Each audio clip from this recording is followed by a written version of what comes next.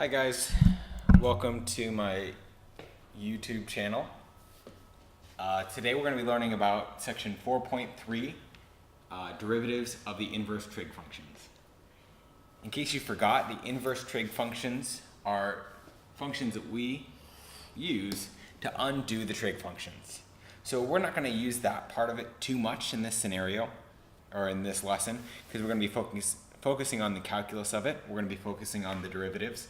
But in case you forgot, the inverse trig function just has the property sine inverse of sine of x equals x, and then sine of sine inverse of x also equals x. They cancel each other out. There is some restriction there with the domain. We'll talk about that in a little bit. But that's the whole purpose of the sine inverse. Another way that we can see this in the way that our book writes it a lot of times is by writing arc sine. So if you see sine inverse of x, that's the exact same as saying arc sine of x. And we'll use those interchangeably. They really are the exact same thing. So today we're going to look at how to find the derivative of the inverse trig functions. But before we can do that, right now, you don't know how to find the derivative of sine inverse, so I'm going to rewrite this in terms that we can solve. So since sine inverse is the inverse of sine, I'm going to write sine of both sides.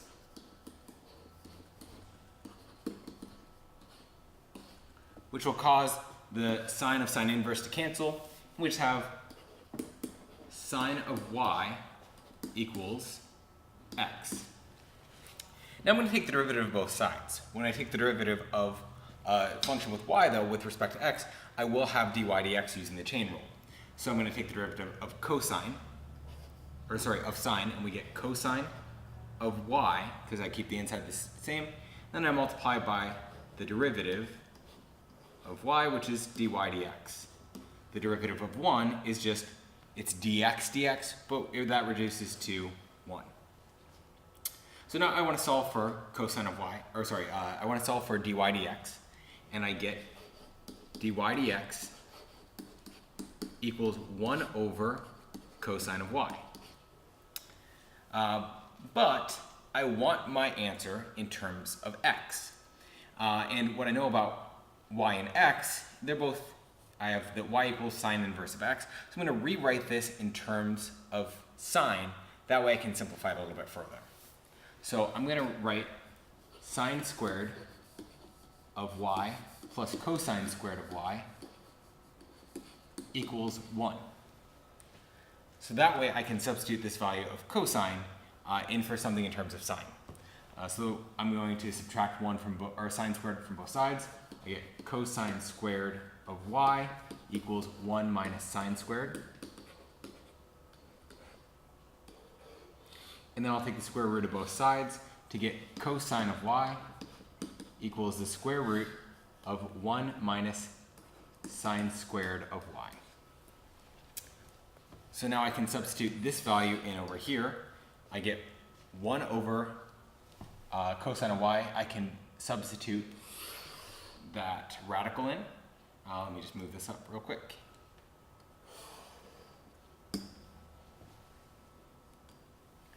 We can reduce this to, or rewrite this as 1 over square root of 1 minus sine squared of y. Well, if I go back to my original problem, y is sine inverse of x, so I get 1 minus square root of 1 minus sine squared of sine inverse of y. The signs will cancel, and I'm just left with, that's 1 minus sine inverse of x. So the signs will cancel, and I'm just left with 1 over square root of 1 minus x squared, which is my formula here on the next page. These 6 inverse derivatives, and You'll need to do this by the time we get around to the AP test. So just take the time to memorize 1 or 2 at a time, and then by the end of the year, hopefully you can memorize all 6 of these. It's going to be really ineffective for you to use that process to come up with the derivative of each one. For our first example, we're just going to use that formula. And that's all you're really going to do for in this class. You're not going to have to derive the formulas. I showed you how we got the formula, but you're just going to have to use the formulas that you're given. So the formula for the derivative of arc sine is that right there. And I didn't write the directions here. The directions are to find the derivative of y equals sine inverse of x squared. Before I can do this though, I need to identify what's u and u prime in this problem. Well, we're using the chain rule. So u is my inside function. U is going to be x squared. U equals x squared, and u prime equals 2x. So when I take the derivative, I'm just going to substitute those values into my formula. The formula is u prime, which we just said was 2x. 2x over the square root of 1 minus u squared, in this case, is going to be x squared. X squared squared. I can simplify that a little bit. I'm going to get 2x over the square root of 1 minus x squared squared is going to be x to the 4th. And that's my answer. I can't simplify it any more than this. And even though there's a square root in the denominator, it's not really worthwhile to rationalize the denominator because it's not going to help me simplify anymore. So this is a fine answer for this problem. Okay, so example 2, we're going to be looking at a particle moving along the x-axis for the time is greater than or equal to 0. And the particle is going to follow the path x of t equals tangent inverse of the square root of t. And I want to find that when t equals 16. Now again, this is going to be a chain rule problem, just like all these problems are going to be. If they weren't chain rule, you would just copy the formula and there would be no work for you to do. So this is a chain rule because we're doing the tangent inverse of the square root of t. So let's find the appropriate formula. And well, it says, what is the velocity? So you all know the way that you find velocity is by taking the derivative of the position. And when it says a particle moves along the x-axis, that's telling us that it's the position function. So I'm going to use the tangent inverse formula here. The formula is the derivative of arctan of u is u prime over 1 plus u squared. Again, I have to figure out what u is. U is going to be my inside function. So in this case, u is right here, the square root of t, which I can rewrite as t to the 1/2 power. And by using the power rule just like before, we're going to get that u prime is 1 over 2 root t. That's the one where we subtract 1 from the power, it becomes t to the negative 1/2. But we've done that enough times that hopefully by now you'll just see that this is the derivative right here. So that's u prime. Now we just substitute that into the original formula. So the derivative would be x prime of t. The derivative is u prime, which we just said is 1 over 2 root t. And that's all over 1 plus u squared. U in this case is square root of t.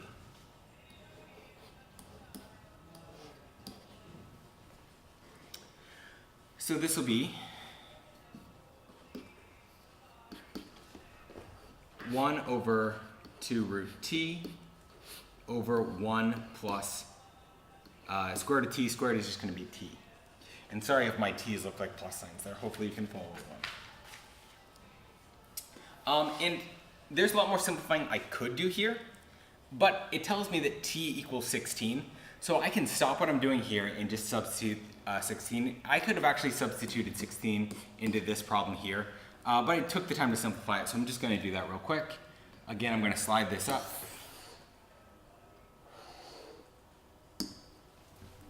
The original problem said t equals 16, so we want to find the speed when the time is 16. Actually, we want to find the velocity. 1 over 2 times the square root of 16 over 1 plus 16. This is going to be 1 over 2 times 4, 1 over 8 divided by 17. And if I divide those, I'll get 1 over 136.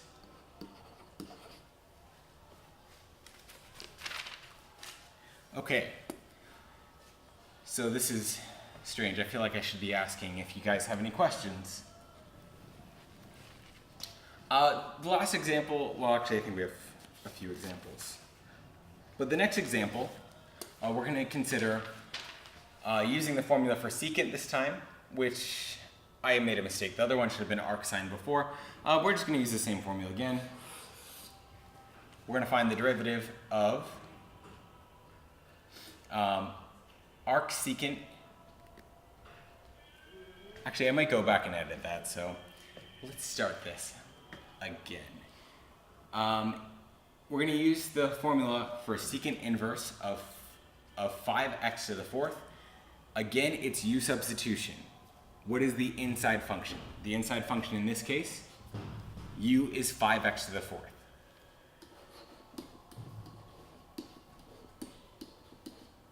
And u prime is 20x cubed.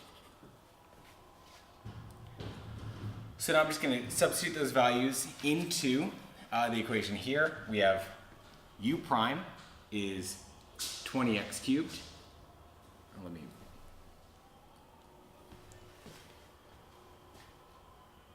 So I'm just going to say that y equals secant inverse of 5x to the fifth. So we can say that y prime, using this formula, is u prime, which we just said is 20x cubed, over absolute value of u, which is 5x to the fourth, times u squared minus 1. U is 5x to the fourth still. Minus 1. Now in this problem, x to the fourth is going to be a positive number because anytime you raise to an even power, we'll get a positive answer. 5 is also positive. So the absolute value bars in this problem are not necessary. So I can simplify this to, well, I'm just going to do this here. Rather than rewriting everything, I'm going to erase the absolute value bars because they're not necessary in this problem, which will make it so I can simplify this a little bit faster. So since these two terms are being multiplied, guys, a common mistake we're making is if we would try to simplify when the two numbers were being or when the quantities were being added. In this case, the quantities are being multiplied, so I can reduce. I have 20 divided by 5 and 5 divided by 5. This will reduce to 4. And I have x cubed and x to the fourth. They're doing construction outside. I don't know if you can hear that. Hopefully it's not too distracting. So this is going to reduce to 4 over x times the square root of, I can square this. So this is going to be 25. When I raise a power to a power, that'll be x to the 8th minus 1. And that's my answer. I don't have to simplify it any further than that.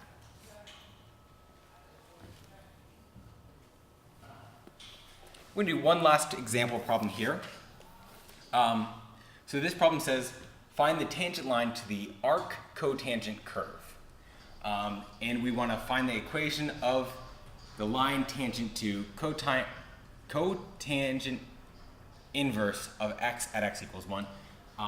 So the directions here are just to find the line tangent to arc cotangent of x at x equals -1. Oh, that's -1. I didn't see that before.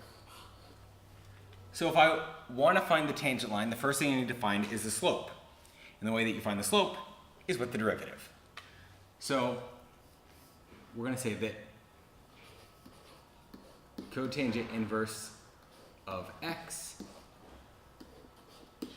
we want to find the slope, so we're going to find y prime. Actually, I'm going to say that this is f of x, so that way my problem at the end can be y equals.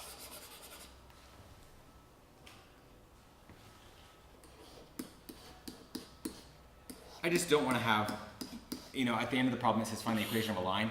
I want that to be y equals when I'm done, so I'm just choosing f of x. I could have chosen any function there. I just don't want y to be used twice in the same problem. So I'm going to find f prime now. So that means I'm going to use the cotangent inverse. And if I look at my list of formulas here, arc cotangent is negative u prime.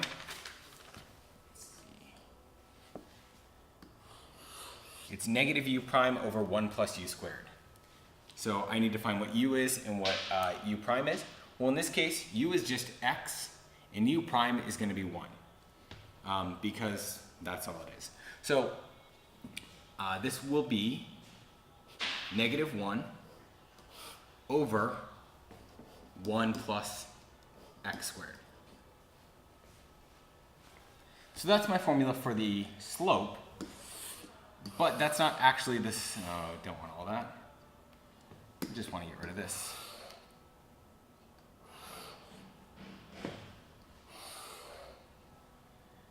Thank you for your patience. I know that this is my first time trying to record this, so there's a couple hiccups here.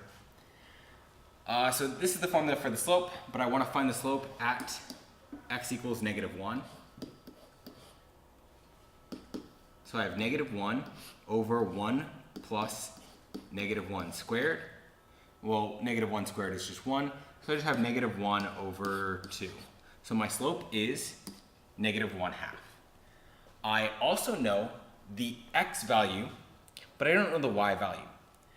So all I need to do to figure that out is to plug -1 into cotangent inverse of x. So to find y, my y value is going to equal cotangent inverse of -1. And we want to...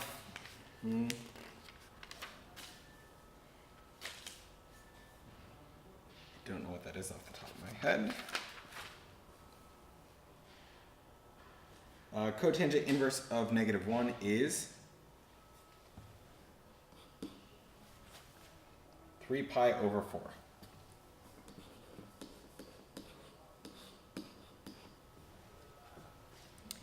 And you could have found that by using the unit circle. So now we have an x, we have a y, and we have a slope. The equation of the tangent line is going to be y minus y1, in this case 3 pi over 4, equals m. M is the slope I found, so -1/2 x minus x1. x1 is the x value we were given, which is just -1. Please excuse the interruption. If the fire alarm... I don't have to simplify that anymore. This is in point slope form, which is perfectly acceptable for the AP test, and it'll be perfectly acceptable for this class as well. You could convert this to slope-intercept form, but that's really not necessary. So that's it for this first lesson, lesson 4.3.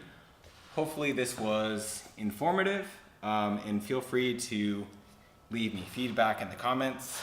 Try not to be too harsh, this is my first video, but any constructive feedback would be appreciated.